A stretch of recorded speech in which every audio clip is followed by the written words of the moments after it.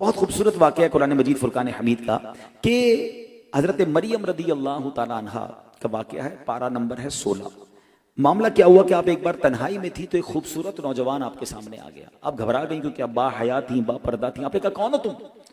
تو وہ نوجوان کہتا ہے انی اعوذ بالرحمن منکا، میں تجھ سے، اب آپ کہتی ہیں بی بی مریم کہ میں تجھ سے رحمان کی پناہ مانگتی ہوں۔ وہ نوجوان کوئی عام انسان نہیں تھا، حضرت جبریل امین علیہ السلام تھے۔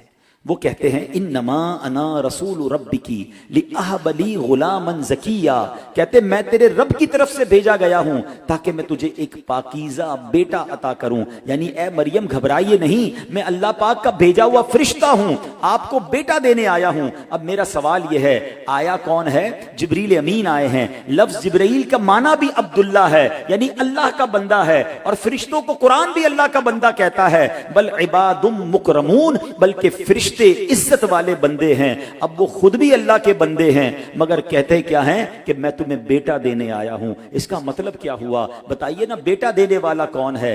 اولاد دینے والا رب ہے، مگر اللہ اپنے کرم سے اپنے پیاروں کو کچھ اختیار دیتا ہے، مگر وہ اپنی طرف سے کچھ نہیں دیتے۔ شرک کی تعریف سمجھ لیں، اگر کوئی یہ کہتا ہے کہ جناب غوث پاک یا فلاں صحابی یا فلاں نبی اپنی طرف سے کچھ دیتے ہیں تو جناب یہ شرک ہے۔ ہمارا ماننا یہ ہے کہ جو کچھ کوئی دنیا میں مدد کر سکتا ہے وہ اللہ کی عطا سے، اس کی اجازت سے باذن اللہ کر سکتا ہے۔ اب اس کو آسان لفظوں میں سمجھاؤں کہ آج ہمارے گھر میں بچے ہوتے ہیں، خواتین ہوتی ہیں، ان کی روزی کا انتظام کیسے ہوا؟ مجھے بتائیے نا، رزق دینے والا رب ہے، مگر اللہ کریم ان کے والد صاحب کے ذریعے بچوں تک رزق پہنچاتا ہے نا۔ والد کما کر آتا ہے، بچوں کو کھانا بھی ملتا ہے، کپڑے بھی ملتے ہیں، تو کوئی نہیں کہتا کہ جناب یہ والد صاحب سے رزق لینا شرک ہو گیا۔ اللہ نے اس دنیا کو بنایا ہی اسباب کے ذریعے ہے، اس کا نظام ہی اسباب کے ذریعے چلتا ہے کہ بندوں سے بندوں کی مدد ہو رہی ہے، کسی کو کوئی پرابلم نہیں ہوتا۔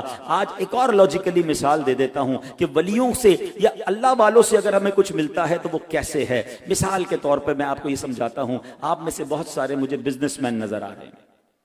بڑے بزنس مین کیا کرتے ہیں؟ اپنے مینیجر کو، اپنے امپلائی کو، بہت قریب کا بندہ ہو تو اسے کچھ چیزوں کی اختیارات دے دیتے ہیں، پاور دے دیتے ہیں، پاور آف اٹارنی جس کو ہم کہتے ہیں کہ بھائی میری طرف سے پراپرٹی تم ٹرانسفر کر دینا، مہینے کی پہلی تاریخ کو تمام اسٹاف کو سیلری کیش دے دینا، بینک سے نکال کر فلاں فلاں پیسے بانٹ دینا۔ تو کوئی بھی امپلائی تنخواہ لیتے وقت یہ نہیں کہتا کہ مینیجر صاحب کی تنخواہ لے رہا ہوں، وہ یہی کہتا ہے تنخواہ مالک نے دی ہے، اختیار اسے دیا ہے۔ کوئی بھی پراپرٹی ٹرانسفر کرتے وقت یہ نہیں کہتا کہ اس کا پلاٹ مجھے مل رہا ہے، لوگ کیا کہتے ہیں؟ مالک کوئی اور ہے جناب، اٹارنی اس کے پاس ہے۔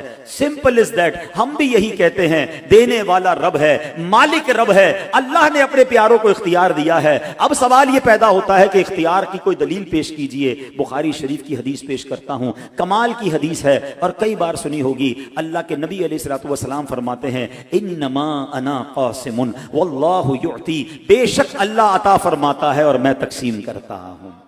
سمپل از دیٹ، ہمارا بھی تو یہی کہنا ہے کہ مالک کا سب کچھ ہے، مگر عطا وہ فرماتا ہے، تقسیم یہ فرماتے ہیں۔